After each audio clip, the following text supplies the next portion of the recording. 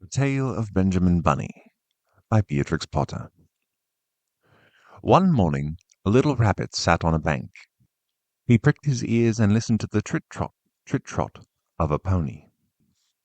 A gig was coming along the road, and it was driven by Mr. McGregor, and beside him sat Mrs. McGregor in her best bonnet.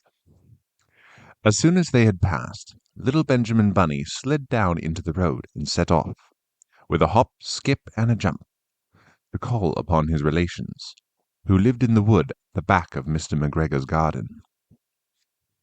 That wood was full of rabbit holes, and in the neatest, sandiest hole of all lived Benjamin's aunt and his cousins, Flopsy, Mopsy, Cottontail, and Peter. Old Mrs. Rabbit was a widow. She earned her living by knitting rabbit wool mittens and muffetees. I once bought a pair at a bazaar. She also sold herbs and rosemary tea and rabbit tobacco, which is what we call lavender. Little Benjamin did not very much want to see his aunt.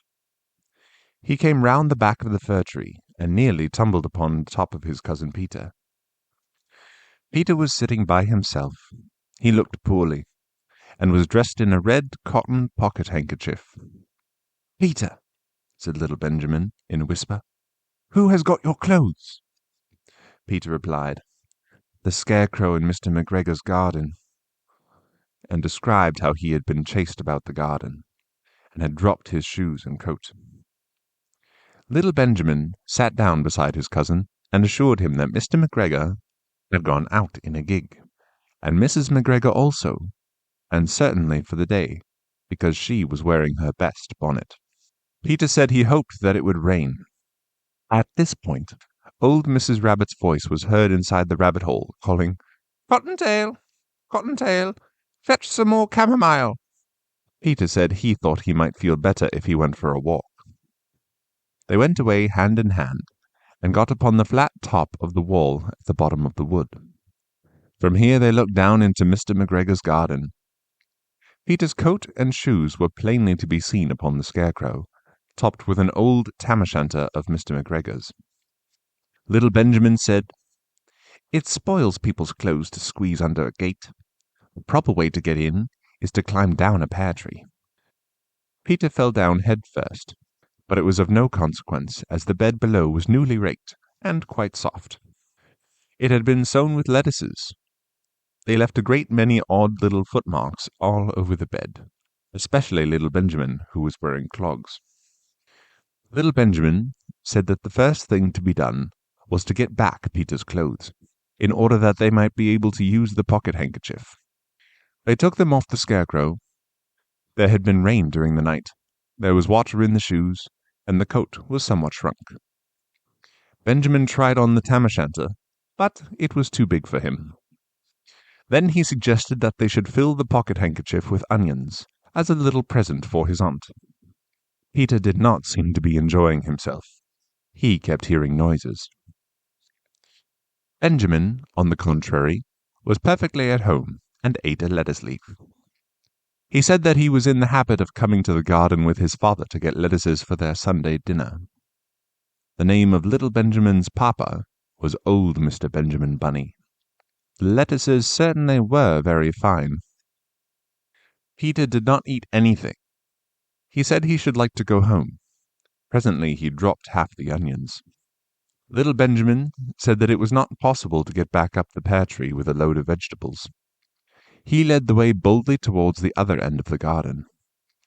They went along a little walk on planks, under a sunny red brick wall. The mice sat on their doorsteps, cracking cherry stones. They winked at Peter Rabbit and little Benjamin Bunny. Presently, Peter let the pocket-handkerchief go again. They got amongst flower pots and frames and tubs. Peter heard noises worse than ever, and his eyes were as big as lollipops. He was a step or two in front of his cousin when he suddenly stopped. This is what those little rabbits saw round that corner. Little Benjamin took one look, and then, in half a minute less than no time, he hid himself and Peter and the onions underneath a large basket. The cat got up and stretched herself, and came and sniffed at the basket. Perhaps she liked the smell of onions. Anyway, she sat down upon the top of the basket. She sat there for 5 hours. I cannot draw you a picture of Peter and Benjamin underneath the basket, because it was quite dark, and because the smell of onions was fearful. It made Peter Rabbit and little Benjamin cry. The sun got round behind the wood, and it was quite late in the afternoon, but still the cat sat upon the basket.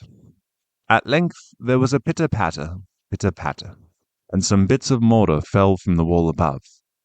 The cat looked up and saw old Mr. Benjamin Bunny prancing along the top of the wall of the upper terrace. He was smoking a pipe of rabbit tobacco, and had a little switch in his hand. He was looking for his son. Old Mr. Bunny had no opinion whatever of cats. He took a tremendous jump off the top of the wall, onto the top of the cat, and cuffed it off the basket, and kicked it into the greenhouse, scratching off a handful of fur. The cat was much too surprised to scratch back. When old Mr. Bunny had driven the cat into the greenhouse, he locked the door. Then he came back to the basket, and took out his son Benjamin by the ears, and whipped him with the little switch. Then he took out his nephew Peter. Then he took out the handkerchief of onions, and marched out of the garden. When Mr. McGregor returned, about half an hour later, he observed several things which perplexed him. It looked as though some person had been walking all over the garden in a pair of clogs. Only the footmarks were too ridiculously little.